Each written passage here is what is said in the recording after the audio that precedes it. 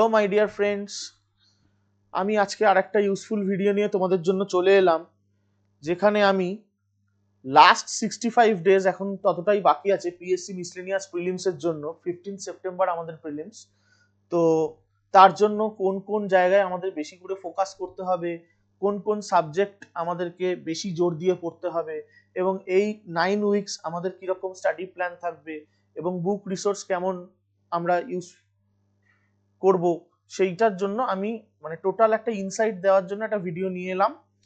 সেটা হচ্ছে last 65 days strategy for PSC miscellaneous prelims. As all of you know যে PSC miscellaneous prelims 15ই September হবে। তো আমরা দেখে নিই যে পিএসসি মিসলেনিয়াসের যে ট্রেন্ড, অর্থাৎ 2018 এবং 2019-এ লাস্ট পিএসসি মিসলেনিয়াস পরীক্ষা হয়েছিল এবং 2 সালেই প্রিলিমস পরীক্ষা হয়েছিল, তার যে ট্রেন্ড সেই অনুযায়ী পিএসসি মিসলেনিয়াস তোমাকে কি কি কোয়েশ্চেন করবে পরীক্ষা হলে, এবং আমরা সম্ভাব্য কি কি কোয়েশ্চেন ফেস করব, সেগুলোর সম্বন্ধে একটা ধারণা নিয়ে চলো। Let's have a look.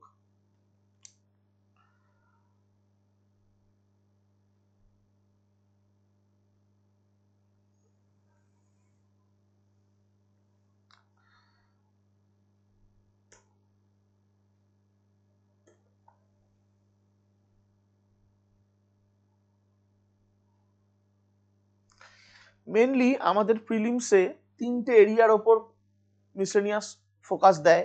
একটা হচ্ছে সায়েন্স, একটা হচ্ছে অ্যারিথমেটিক পোর্শন, আর একটা হচ্ছে স্ট্যাটিক জিকে টপিকস। সায়েন্সের মধ্যে physics, chemistry, biology, mostly chemistry, biology এই ধরনের কোয়েশ্চেনগুলো আস্ক করা হয়, এবং এনভায়রনমেন্ট থেকেও কিন্তু বর্তমানে কিছু কিছু কোয়েশ্চেন্স দেওয়া হচ্ছে। যদিও যে কোয়েশ্চেনগুলো সায়েন্সে দেওয়া হয় সেগুলোর ম্যাক্সিমামটাই 55 to 60% তুমি ধরে রাখতে পারো বেস লেভেলের কোয়েশ্চেন, যেগুলো নাকি অ্যাটেম্পটেবল এবং সেগুলোতে মার্কস ওঠার ভালো চান্স আছে। 2 নম্বর হচ্ছে আমাদের অ্যারিথমেটিক পোর্শন। 25টা অঙ্ক থাকে, 100টা কোয়েশ্চেনের মধ্যে 25টা অঙ্ক থাকে। তার মধ্যে percentage, profit loss, simplification, pipe and cistern, problems on trains, time and distance, time and work, partnership, mixture, average, HCF, LCM, এরকম সিম্পল ইন্টারেস্ট, কম্পাউন্ড ইন্টারেস্ট, এরকম ভেরিয়াস টপিকসের ওপর কোয়েশ্চেন আস্ক করা হয়। এছাড়া আরেকটা 3 নম্বর যে জিনিসটার উপর ফোকাস দেওয়া হয় সেটা হচ্ছে স্ট্যাটিক জিকে টপিকস, যেমন Indian insignia, books and authors, films and directors, কিছু dance forms, characters and creators, ধরো কিছু ইম্পর্টেন্ট ক্যারেক্টার্স এবং তাদের কোন সাহিত্যিক তৈরি করেছেন সেই সমস্ত ক্যারেক্টার্স। এছাড়া বিভিন্ন অ্যাওয়ার্ডস এবং রিকগনিশনস, ইনস্ট্রুমেন্টালিস্ট যারা নাকি সরোদ বাজায় কে, সেতার বাজায় কে, বা তবলা বাজায় কে, এইরকম বেশ কিছু কোয়েশ্চেন আসতে পারে। এছাড়া ন্যাশনাল পার্ক, টাইগার রিজার্ভ, আমাদের ভারতবর্ষের যে ব্যাঘ্র সংরক্ষণ প্রকল্প বা ন্যাশনাল পার্ক, এগুলো থেকেও কিন্তু কোয়েশ্চেন আসতে পারে। তো এই জিনিসগুলোর ওপর আমি ফোকাস দিতে বলবো। মেনলি আমরা দেখব আমাদের টার্গেটটা কি। আমাদের টার্গেটটা হচ্ছে, দেখো যে এখানে আমাদের 100টা কোয়েশ্চেন থাকবে টোটাল 2 নাম্বারের, 200 নাম্বারের পরীক্ষা। তার মানে কোয়েশ্চেন 100টা এবং প্রত্যেকটা কোয়েশ্চেনের 2 মার্কস করে ক্যারি করবে, এবং নেগেটিভ মার্কিং সেক্ষেত্রে রং অ্যান্সারের জন্য হচ্ছে 0.66। এবার আমাদের এই যে অ্যারিথমেটিক পোর্শনে যে 25টা অঙ্ক দেবে, সেখানে কিন্তু 23 থেকে 24টা আমাদেরকে কারেক্ট করে আসতে হবে, যাতে তোমার জিএস বা জেনারেল স্টাডিজ বা স্ট্যাটিক জিকের ওপর প্রেশারটা তোমার কম পড়ে। অ্যাম্পল টাইম দেওয়া হবে, 1.5 ঘন্টার পরীক্ষা, তো একদমই তাড়াহুড়ো করার কোনো দরকার নেই, ডোন্ট হেস্ট। সায়েন্সে বেসিক লেভেলের কেমিস্ট্রি এবং বায়োলজি থেকে মোটামুটি কোয়েশ্চেন হয়, সুতরাং বেসিক লেভেলের কেমিস্ট্রি, বায়োলজি আর এনভায়রনমেন্টাল সায়েন্স এটা পড়লে মোটামুটি তুমি 55 to 60% মতন স্কোর করতে পারবে। জিকে তে একটা যে ব্যাপার আমরা দেখতে পাই যে একটু out of the box questions গুলো হয়, তো সেখানে কিন্তু ওয়াইল্ড গেস একদম করা চলবে না। এখানে কিন্তু কোয়েশ্চেন মাত্র 100টা, প্রত্যেকটা প্রশ্নের মান কিন্তু 2। তুমি যদি কনফার্ম না হও তাহলে কিন্তু কোয়েশ্চেন অ্যাটেম্প্ট করো না। তাতে কি, তাতে তোমার নেগেটিভের চান্সটা বেড়ে যাবে।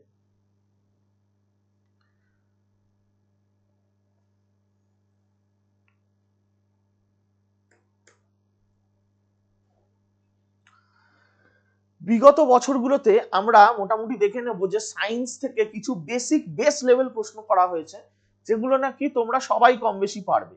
যেমন SI unit of radio activity, এটার অ্যান্সার হবে বেকারেল, 20টা যিনি দিয়েছেন ভুল অ্যান্সার দিয়েছেন। বেকিং ফ্রুট জন্য কোন হরমোন লাগে, সেটা হচ্ছে ethylene. Filtration unit of kidney nephron. তারপর CO2 H2O vapour, CH4 and carbon monoxide, অর্থাৎ কার্বন ডাইঅক্সাইড, জলীয় বাষ্প, মিথেন এবং কার্বন মনোক্সাইডের মধ্যে সব থেকে অ্যাবান্ডেন্ট গ্রিন হাউস গ্যাস কোনটা, এটার অ্যান্সারটা হবে H2O ভেপার। যিনি CO2 দিয়েছেন তিনি ভুল করেছেন। তো এইরকম কিছু বেস লেভেল কোয়েশ্চেন কিন্তু তোমাদেরকে আস্ক করা হবে। ইভেন ফটোসিনথেসিস বা রেসপিরেশন যে যে টপিকগুলো আছে, যেগুলো রেডক্স রিয়াকশনের যে মানে বা ক্যাটাবলিজম অ্যানাবলিজমের যে পার্টগুলো আছে বায়োলজিতে, সেখান থেকেও ভালো কোশ্চেন হতে পারে। ফর এক্সাম্পল এখানে দিয়েছে oxygen liberated during photosynthesis comes from. আমরা সবাই জানি যে ফটোসিনথেসিস বা সালোক সংশ্লেষ প্রক্রিয়া হচ্ছে গ্লুকোজ তৈরির প্রক্রিয়া, যেখানে বেসিক্যালি রেডক্স রিয়াকশন, অর্থাৎ এখানে জারণ আর বিজারণ দুটো একসাথে হয়। কার্বন ডাইঅক্সাইড এবং জলকে ইউজ করে উদ্ভিদ কি করে না গ্লুকোজ তৈরি করে। কার্বন ডাইঅক্সাইডটা বিজারিত হয়ে গ্লুকোজে কনভার্ট হয়, ওয়্যারএজ জলটা জারিত হয়ে অক্সিজেনে কনভার্ট হয়। তো যদি তোমাকে বলা হয় যে oxygen liberated during photosynthesis, that basically comes from option A ওয়াটারটা ঠিক হবে। যিনি ডি দিয়েছেন তিনি ভুল করেছেন এটা। যাই হোক, তো আমি জাস্ট এখানে অপশনগুলো টিক মারা যেগুলো আছে সেগুলোর জন্য বলছি না, আমি বলতে চাইছি কোয়েশ্চেন গুলো তোমরা দেখো, দেখলে তোমরা মোটামুটি একটা আইডিয়া পাবে যে কিরকম কোয়েশ্চেন সায়েন্স থেকে আসতে পারে। এগুলো কিন্তু খুব বেস লেভেল কোয়েশ্চেন, এগুলো কিন্তু সবারই কম বেশি পারা উচিত তোমাদের। সায়েন্সে ধরো আমার টোটাল 22 থেকে 25টা কোয়েশ্চেন, তো এর মধ্যে তুমি যদি ধরো 55 to 60% করতে পারো, তাহলে সেখান থেকে তোমার কত আসছে 13.2%। আবার ম্যাথ আছে 25টা, তার মধ্যে তুমি যদি 23 থেকে 24টা করতে পারো, তাহলে আসছে 23 থেকে 24%। দুটো মিলিয়ে যোগ করে 36 থেকে 37% মার্কস তুমি সায়েন্স আর ম্যাথ থেকেই মেরে দিতে পারবে। ওয়্যারএজ বাকি 50 নম্বর যেটা মানে বাকি 50টা কোশ্চেন পড়ে রইলো জিকে এবং অন্যান্য সাবজেক্ট যেমন হিস্ট্রি, জিওগ্রাফি, ইন্ডিয়ান পলিটি, মানে রেগুলার জিএস এর যে টপিকগুলো, রেগুলার জেনারেল স্টাডিজ এর যে টপিকগুলো, সেগুলো জন্য তোমার হয়তো 50 থেকে 51টা কোশ্চেন পড়ে রইলো। এবার প্রিভিয়াস ইয়ার আমরা যদি 2019 সালের কাট অফ দেখি, তাহলে দেখবো আনরিজার্ভড ক্যাটাগরির জন্য কাট অফ ছিল 58.33%। সো তুমি যদি ম্যাথ আর সায়েন্সটা থেকে যদি তুমি কম্বাইন করো এবং তোমার যদি সেখানে 36 থেকে 37% মার্কস উঠে যায়, তাহলে এই 58.33 মাইনাস মানে এখান থেকে যদি আমি 36 থেকে 37% মাইনাস করি, তাহলে 21 থেকে 22% আসছে। অর্থাৎ বাকি 50টা কোশ্চেনে তোমাকে করতে হচ্ছে খুব হার্ডলি 21 থেকে 22টা ঠিক করে। আই থিঙ্ক একটু পরিশ্রম করে পড়লেই কিন্তু it is very much achievable, এবং প্রিলিমস পাস করার জায়গায় তোমরা ইজিলি পৌঁছে যেতে পারবে। স্ট্যাটিক জিকের মধ্যে যেগুলো বলছিলাম একটুখানি out of the box topics দেওয়া হয়, যেমন ধরো novels, books and authors, award, individual films, অস্কারে যাওয়া films, films and their director, character and creator, এই বিভিন্ন যে 6টা পোর্শন আছে এইগুলোতে না একটু এক্সট্রা এফোর্ট দিতে হবে, কারণ এগুলো থেকে মিসলেনিয়াস বারংবার কোশ্চেন এসছে। মানে মিসলেনিয়াসের প্রিলিমসের ট্রেন্ডই এটা যে এই ধরনের যে টপিকস গুলো সেগুলোর উপর মিসলেনিয়াস পরীক্ষা কিন্তু জোর দেয়। বিগত বছরগুলোতে এখানে 2019-এর কিছু কোয়েশ্চেন আমি দিয়েছি, সেখানে এই টপিকগুলো থেকে কিরম কিরম কোয়েশ্চেন এসছে। Who is playing the lead role in biopic of Jhulan Goswami, এটা একটা ফিল্মের question. Which one of the following films is a Oscar winning documentary on climate change, এটাও একটা film related question. Who is the author of the book the trial, এটা একটা books and authors এর question.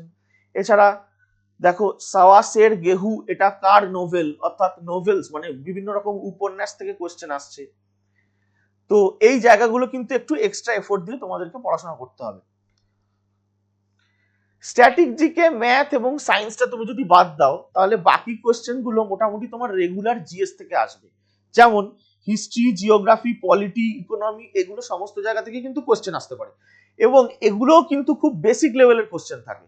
Regular general studies এর knowledge তোমরা যেটা সারা বছর ধরে পড়ছো কম্পিটিটিভের জন্য, তোমাদের একটা রেগুলার যে জেনারেল স্টাডিজ এর নলেজ, সেখান থেকেই তোমরা কিন্তু এই কোয়েশ্চেনগুলো করতে পারবে।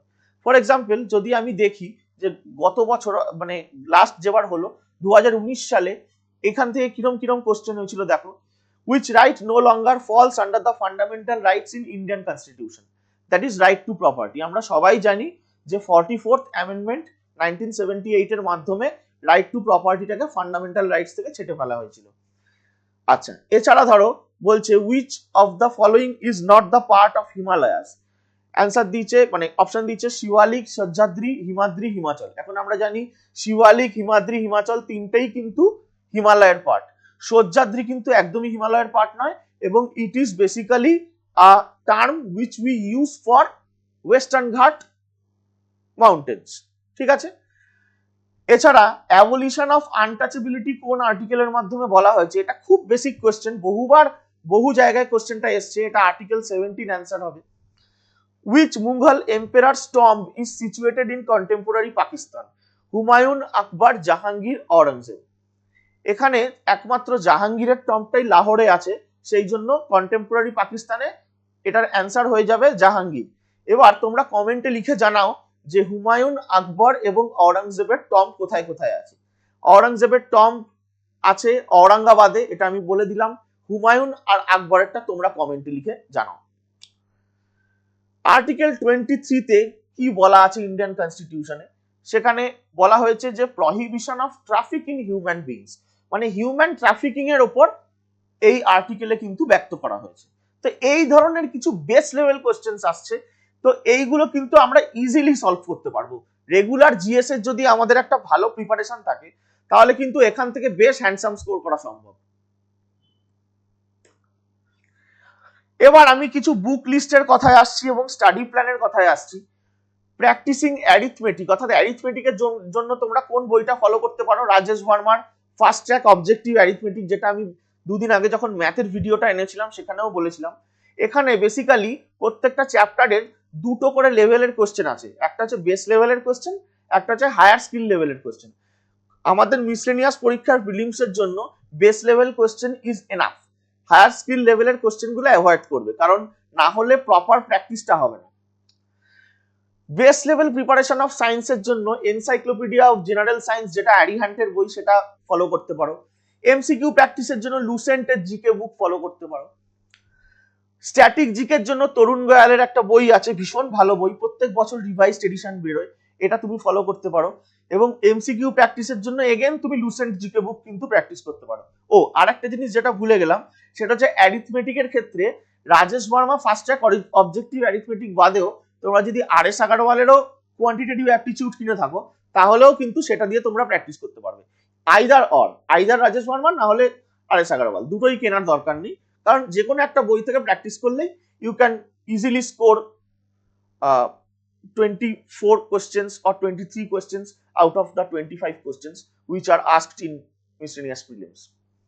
এখন তোমাদের হাতে মোটামুটি 9 উইক মতন আছে, 3 উইক মতন তোমরা স্ট্যাটিক জিকে স্টাডিতে দাও।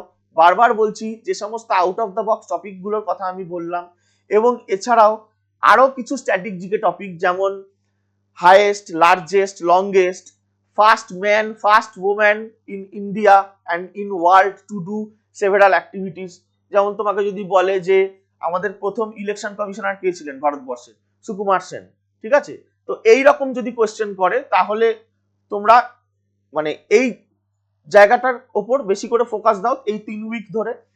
3 উইক সায়েন্সের স্টাডি করো, সায়েন্সের ওপর ভালো করে ফোকাস দাও। প্রত্যেকটা উইকে একটা একটা করে সাবজেক্ট রাখো, একটা উইকে কেমিস্ট্রি রাখলে, একটা উইকে বায়োলজি রাখলে, একটা উইকে ফিজিক্স রাখলে, এরকম করতে পারো, এবং সেটাকে বারংবার রিভাইজ করো।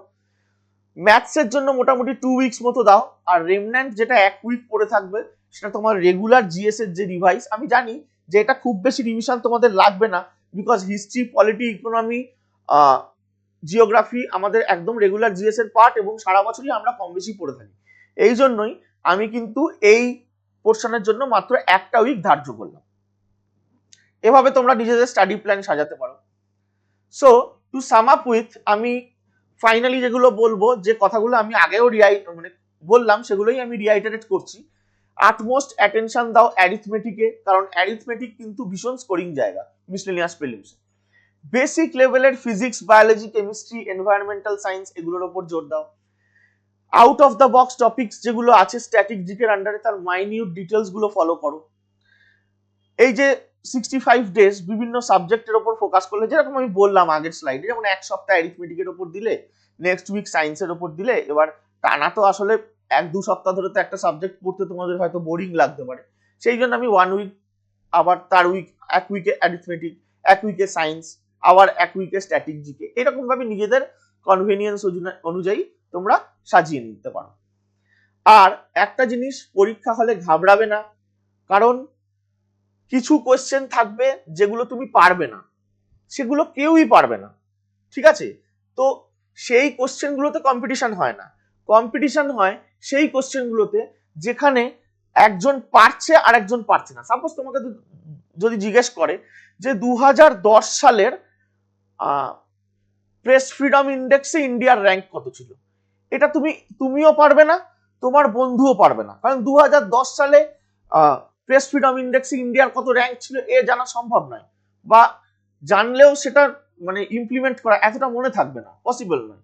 সো ওয়াইল্ড চেস করো না কোশ্চেনের জন্য, যে এরকম হলো ধরো যে তুমি 72 থেকে 73টা কোশ্চেন পারলে, বাকি 27টা কোশ্চেন তোমার মনে হচ্ছে একটু ট্রাভেলসাম, এবার তুমি মনে করলে বাকিরা এগিয়ে যাচ্ছে এবং ওই 25টার মধ্যে আমিও ওয়াইল্ড গেস করে 4-5টা করি, এতে কিন্তু নেগেটিভের চান্স বাড়বে। So don't do this, don't go for any wild chase. Regular GS এর রিভিশন করো। আমার তরফ থেকে প্রত্যেকের জন্য অল দ্য বেস্ট।